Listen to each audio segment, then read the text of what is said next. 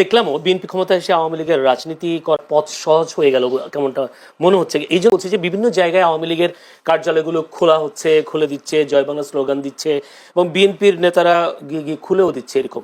তাহলে কি বিএনপি ক্ষমতা আসার কারণে আওয়ামী লীগের রাজনীতি করার পথটা সহজ হয়ে গেল কিনা?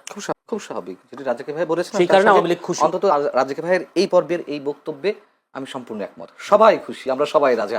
এখন বিষয় হচ্ছে যে শুধু আওয়ামী লীগ, বিএনপি বা যার যা জায়গা থেকে খুশি তা না। দেখুন, এটি বাস্তবতা। বাংলাদেশের মানুষ যে দলই করুক না কেন, আমি সবসময় একটি কথা বলি, 80 থেকে 90% মানুষ মুক্তিযুদ্ধের চেতনায় বিশ্বাসী। সেই মানুষগুলোও খুশি। মানুষের মধ্যে তো একটা আতঙ্ক ছিল, একটা আশঙ্কা ছিল, অথবা আর একটা অংশের মধ্যে আশাবাদ ছিল জামাত ক্ষমতা চলে আসছে। ম্যাটিকুলাস ডিজাইন দিয়ে হোক, সেটা ইঞ্জিনিয়ারিং করে হোক বা মেকানিজম করে হোক, জামাত ক্ষমতায় চলে, অথবা ভোটের মাধ্যমে, মনে করেন যে কোনো কোনো একটা অংশ তারা বলছে ভোটের মাধ্যমে জামাত চলে আসবে, তারা ঠিকই বলছিল, আবার আতঙ্কেও ছিল। আপনি নিশ্চয়ই, আমি আর কাউকে না দিয়ে উদাহরণ না দিই, আমি তো একজন সিটিজেন হিসেবে, একজন সাধারণ মানুষ হিসেবে আমি তো চাই স্বাধীনতার বিরোধী কোনো শক্তি না আসুক। হ্যাঁ, সেদিক থেকে আমিও খুশি, অন্তত এই জায়গা থেকে। সেটাই বলছি, জি ভাই, সবাই খুশি। এটা তো বলতে হবে। তার কারণ এই যে স্বাধীনতা 54 বছর পর এসে এখনো এই যে এনসিপি, আমি সব নেতাদের কথা বলছি না, এনসিপির বিশাল একটা বিশেষ একটা অংশ অথবা জামাতের একটা অংশ, তারা মুক্তিযুদ্ধকে যেভাবে খাটো করেছে, এটা তো মেনে নেওয়া যায় না।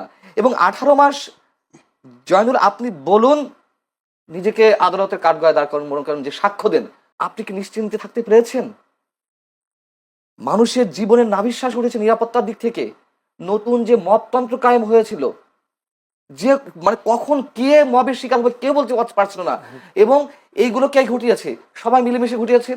জামাত ঘটিয়েছে, বিএনপি লোকেরা ঘটিয়েছে, এনসিপি ঘটিয়েছে। কি আশা করেন মতন্ত্র হবে কি হবে না?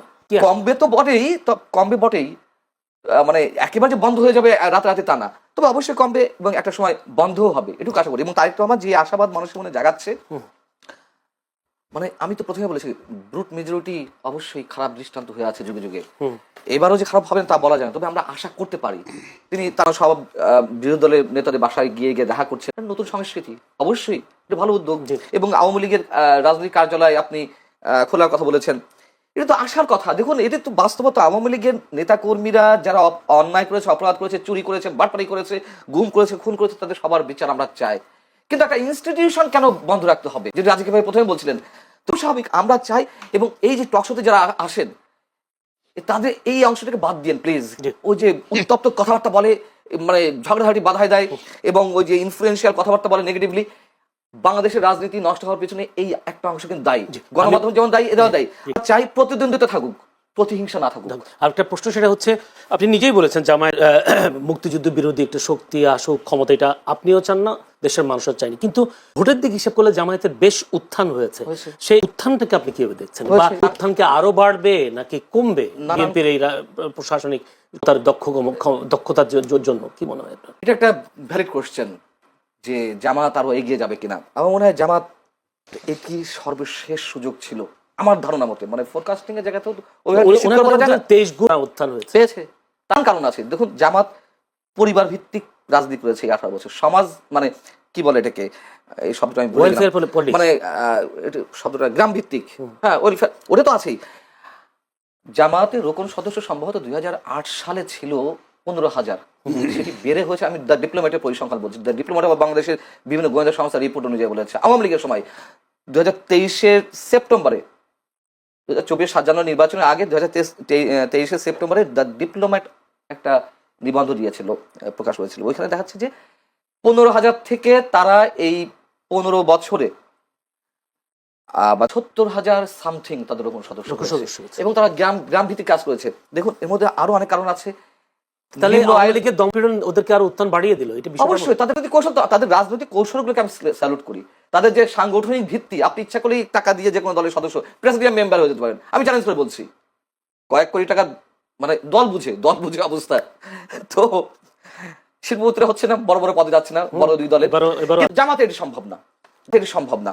এবং এর আগেও বলেছি, জামাতের প্রত্যেকটা ছেলে বা মেয়ে, যাই হোক, ছাত্র শিবির করার পর তাদের অর্থনৈতিক স্বাবলম্বী হওয়ার নিশ্চয়তা রয়েছে। তাদের ব্যাংকিং সেক্টর, তাদের অর্থনৈতিক যে সেক্টরগুলো অসাধারণ। যে দলের যেমন টাকার অভাব হয় না, চাঁদাবাজি করতে হয় না, ঠিক একইভাবে যারা শিবির করে আসে, ছাত্র সংগঠন করে আসে, তার চাকরি বাকরি হবে না। এদিক থেকে জামাতের রাজনৈতিক কৌশল অতুলনীয়, অভাবনীয়, অনেকটা কমিউনিস্ট পার্টি টাইপের, আগে যেমন কমিউনিস্ট পার্টি যে প্র্যাকটিসটা করতো। যাই হোক, কিন্তু এই যে ভোট বাড়লো, দেখুন আমার কিন্তু এই ভোটে অনেকেই বলছে যে 100% সহি শুদ্ধ তো আগের দিন থেকে ভোট মারা শুরু হয়েছে, সিল মারা শুরু হয়েছে, কিছু না কিছু ঘটেছে। টিআইবি যে রিপোর্ট দিয়েছে আজকে, সেখানেও বলছামূলক ভাবে গ্রহণযোগ্য, তার মানে বলেনি কিন্তু 100% বা 90% বা 95% বলেনি, কিছু ঘটেছে।